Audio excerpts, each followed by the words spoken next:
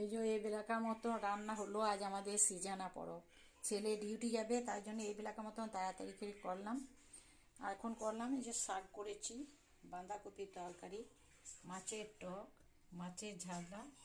এই যে এখানেও আছে মাছের ঝালনা, দুটোতে ভাগ করে নিলাম, এটা একবার করে নিলাম, এটা ভাত। আর মিটকেসের ভিতরে আছে বেগুন ভাজা আর আলু ভাজা। আর এখনও বাকি আছে চচ্চড়ি হবে, পোস্ত হবে, সিজানো হবে, আর কালকের জন্য ভাত হবে।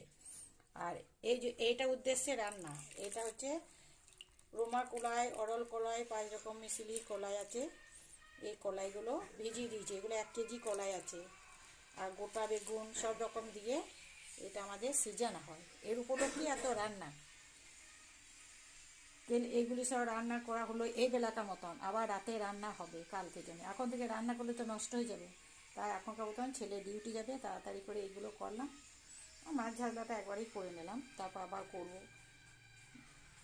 আবার করব, আবার ভাত নষ্ট হয়ে যাবে, পোস্তটা নষ্ট হয়ে যাবে, চচ্চড়ি এগুলো সব সন্ধ্যেবেলায় করবো বসে বসে।